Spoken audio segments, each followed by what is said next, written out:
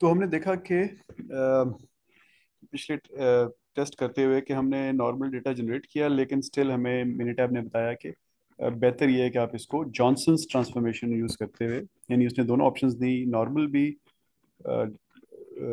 Box COX transformation करके मज़ीद normal, और जॉनसन्स करके मज़ीद नॉर्मल। तो हमने देखा कि जॉनसन्स ट्रांसफॉर्मेशन करके मज़ीद नॉर्मल बनाना सबसे अच्छा था। ये हमारा C1 कॉलम का डेटा था वो। तो अब ट्रांसफॉर्मेशन जो है वो बहुत ही स्ट्रेट फॉरवर्ड काम है। उसके लिए आप क्या करते हैं कि यू गो टू स्टैट्स, और इसमें आप क्वालिटी टूल्स में जॉनसन्स ट्रांसफॉर्मेशन को क्लिक करते हैं। ये इस आपने इसको बता दिया कि मेरा डेटा जिसको ट्रांसफॉर्म करना है वो सिंगल कॉलम में C1 में पड़ा है। ट्रांसफॉर्म करके जो आप डेटा नया लेके आए उसको C2 में रख दें। और यहाँ पे ऑप्शंस में देखिएगा, पी वैल्यू इसने यहाँ पे 0.1 कर दी है, तो 0.1 इज गुड। पी वैल्यू जो है वो कॉन्फिडेंस इंटरवल से फ़र्क चीज़ है। वो हम अल्फ़ा वैल्यू और कॉन्फिडेंस इंटरवल को आपस में रिलेट करते हैं। पी वैल्यू इससे फ़र्क चीज़ है, यानी पी वैल्यू का मतलब होता है कि वो कौन सी वैल्यू है जिससे बाद हम डेटा को एक्सेप्ट करना शुरू करेंगे इस केस में। तो मैं ओके करता हूँ, तो यहाँ पे इसने C2 कॉलम में जॉनसन्स ट्रांसफॉर्मेशन मुझे दे दी है ट्रांसफॉर्म करके। अब इसमें हम ज़्यादा, चूँकि हमने पिछली दफ़ा देख लिया तो ज़्यादा टाइम नहीं लगाते, जस्ट इसको देख लेते हैं कि इसकी नॉर्मेलिटी कैसी है। तो मैं स्टैट्स में जाके, क्वालिटी टूल्स में जाके, इंडिविजुअल डिस्ट्रीब्यूशन आइडेंटिफिकेशन C2 की इसको कहता हूँ कि कर दे। ओके, तो इसने मुझे कर दी, सारे ग्राफ्स बना दिए हैं। Again, to keep it simple, I will go straight to goodness of fit test. तो यहाँ पे देखें कि अब ये जो डेटा आया है, अब इसको नहीं पता कि ट्रांसफॉर्म डेटा है, इसको तो खाली एक कॉलम मिला है ना। तो ये बता रहा है कि ये डेटा, इसके एंडरसन डार्लिंग वैल्यू 0.276 है। इसको आप देखें तो ये पूरे कॉलम में सबसे अच्छी वैल्यू है, बाकी किसी भी डिस्ट्रीब्यूशन से कंपेयर करें तो। और इसकी पी वैल्यू भी 0.05 से ज़्यादा है, तो इसका मतलब है ये हमें एक्सेप्टेबल है। तो ऐसा करते हैं कि let's look at another example, इसी चीज़ को दोबारा क्विकली समझने के लिए। ये आपकी मिनी टैब की हेल्प फाइल्स की एग्जांपल है।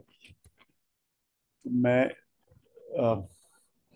ये मैंने डेटा खोल लिया C1 में।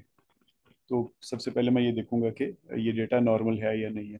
तो मैं स्टैट्स में, क्वालिटी कंट्रोल में, इंडिविजुअल डिस्ट्रीब्यूशन आइडेंटिफिकेशन में इसको कहता हूँ कि C1 में डेटा को एनालाइज करे कि ये नॉर्मल है या नहीं। तो वो सारे एनालिसिस अगेन जो हमने पीछे देखे थे इसने कर दिए। Let's go straight to goodness of fit.